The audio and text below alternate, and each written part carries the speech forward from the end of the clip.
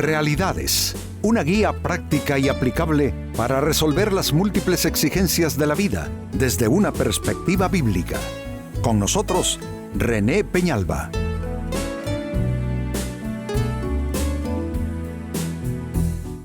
Amigos de Realidades, sean todos bienvenidos. Para esta ocasión, nuestro tema, tener a Dios en contra.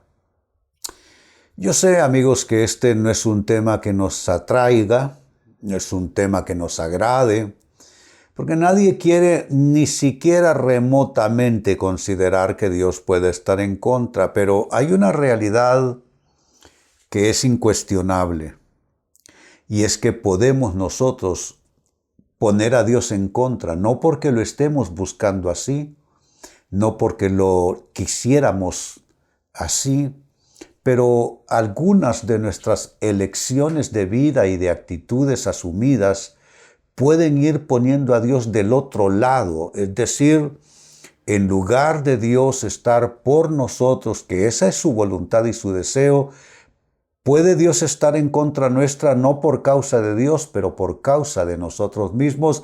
Así es que este es nuestro tema, tener a Dios en contra. En el libro de Job, en la Biblia, capítulo 5, verso 12, se lee lo siguiente. Él, y se refiere a Dios, Él frustra las tramas de los astutos para que sus manos no tengan éxito. ¿Se dan cuenta, amigos? Dios puede frustrar planes, Dios puede frustrar proyectos, Dios puede frustrar asuntos importantes y lo hace cuando nosotros, en lugar de tener sintonía con Él, nos alejamos completamente. Incluso podemos encontrarnos luchando directamente en contra de la voluntad de Dios, yendo en contra de Dios absolutamente. Así es que, aunque esa posibilidad ninguno de nosotros la quiere, vale la pena considerar. Porque es posible que algunos asuntos tuyos hayan sido frustrados por Dios. Es decir, Dios está tratando contigo, está tratando con tu vida, está tratando con tu persona, está tratando con algunas de tus decisiones, actitudes, incluso relaciones, porque ¿sabían ustedes, amigos, que Dios también es el que debe aprobar nuestras relaciones?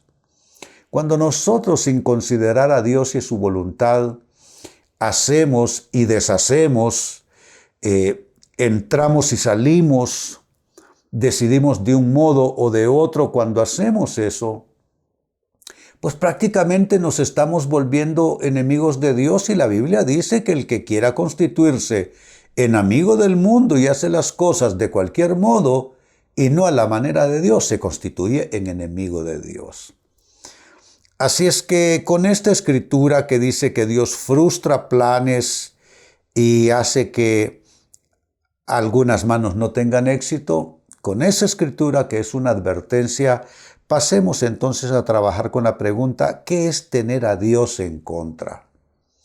Exactamente, ¿qué nos convierte en una situación de enemistad con Dios, de pleito con Dios, de antagonismo, que quizá no es nuestro deseo así abiertamente, tampoco es el deseo de Dios, pero terminamos yendo en sentido contrario? ¿Qué es tener a Dios en contra? Como primera respuesta, es enemistarse con su palabra. Si hay algo, amigos, a lo que debemos tenerle mucho respeto, es a la palabra de Dios. Si la palabra dice no sobre algún asunto que nosotros queremos realizar, sobre lo cual queremos decidir, pero si ya leemos en la Biblia que dice no, ese no ya es suficiente. No se me ocurre cómo nosotros pudiésemos negociar algo cuando ya Dios te dijo claramente y abiertamente cuál es su voluntad. En su escrito está, que es su palabra, que es donde está expresamente manifiesta o manifestada la palabra, la voluntad suya. entonces no podemos estar en contra de la palabra de Dios. La palabra de Dios es nuestra guía, pero también son linderos, son cercos de protección para nuestro bienestar. Cuando nosotros sacamos el pie de esos linderos, cuando nosotros nos salimos de la palabra de Dios, estamos prácticamente en contra de su voluntad y ahí lo que nos espera solo es conflicto a más no poder, conflicto en grado superlativo. Entonces eso es tener a Dios en contra, enemistarnos con su palabra. Pregunto con todo respeto y amor, amigo, amiga, ¿qué decisiones tomaste al margen o en contra o enemistado, enemistada con la palabra de Dios?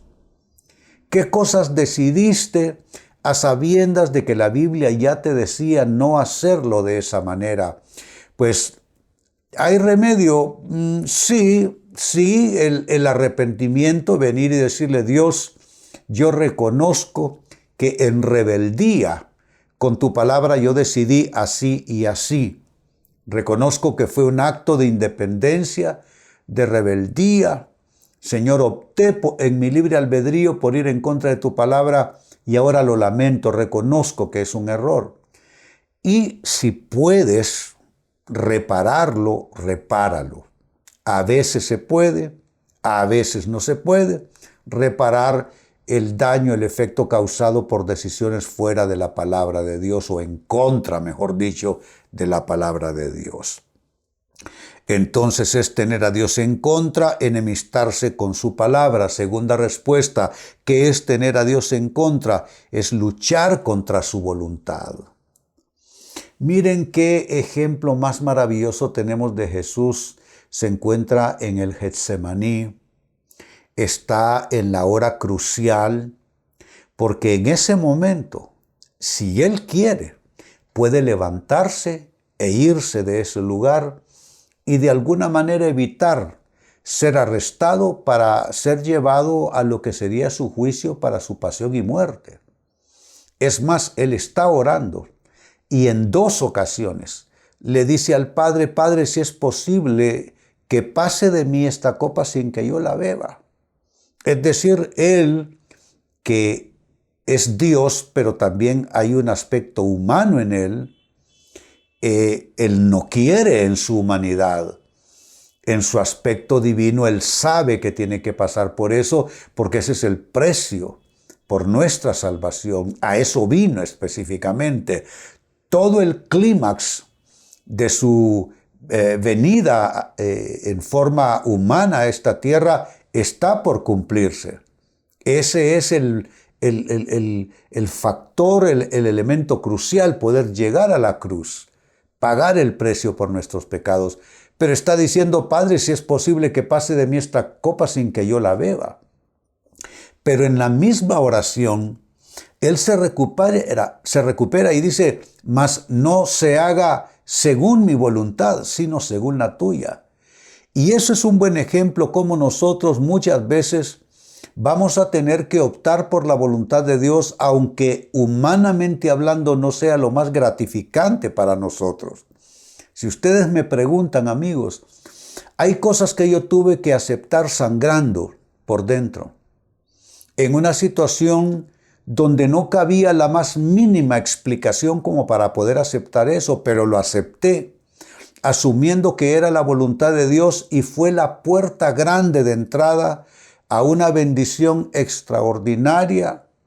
Y eso fue porque estuve dispuesto a no luchar contra la voluntad de Dios. Es que la voluntad de Dios, si bien es cierto, es buena, agradable y perfecta, no significa que lo podamos ver y entender así en determinados momentos. Hay veces que sentimos que no es buena, que no es agradable y que no es lo perfecto para nosotros, no es lo que nosotros escogeríamos, no es lo que nosotros pediríamos.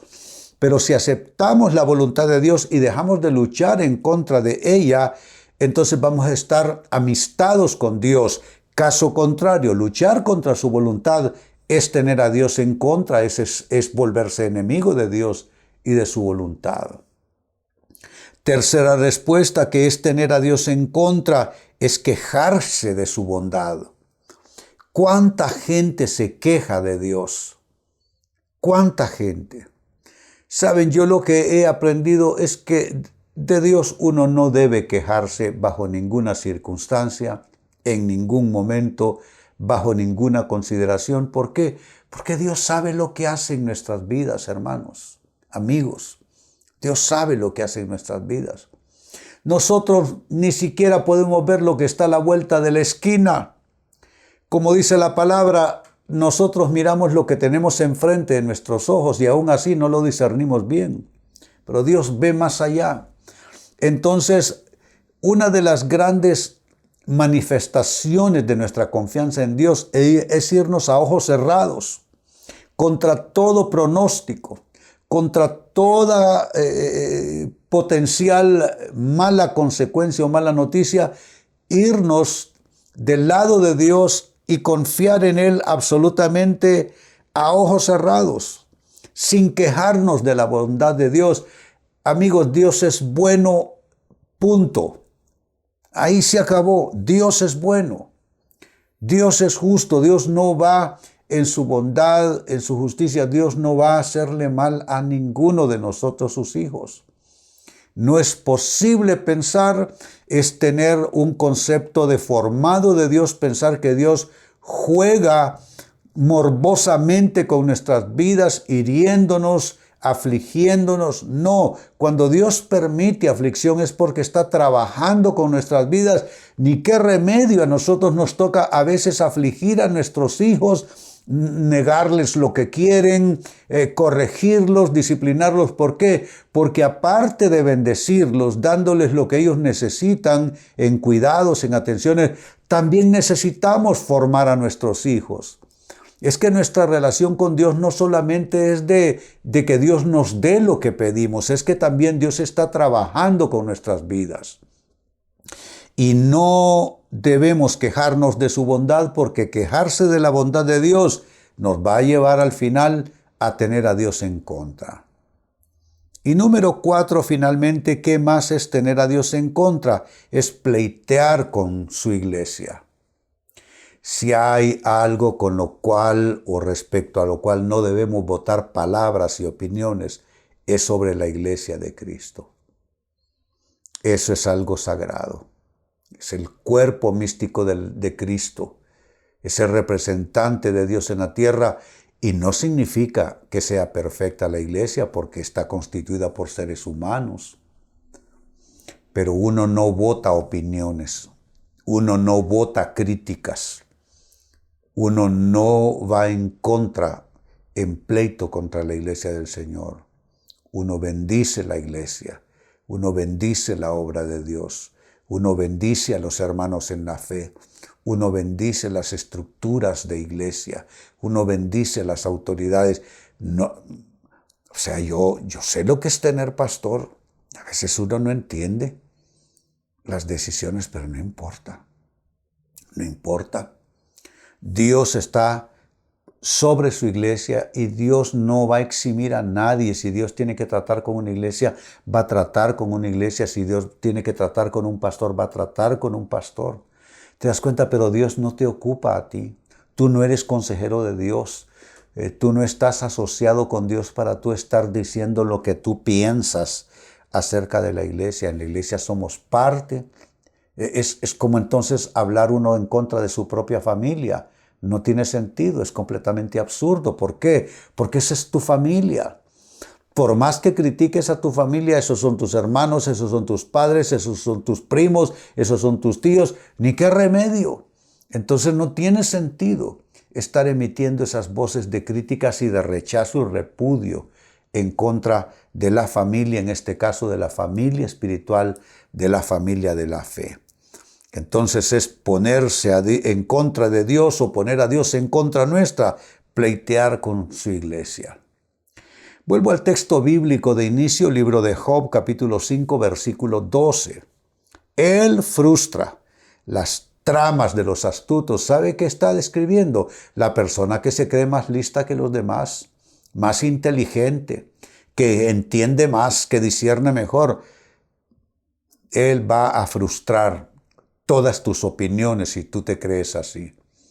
Él va a frustrar todos tus criterios, todos tus juicios, Él los va a frustrar. Dice, Él frustra las tramas de los astutos para que sus manos no tengan éxito.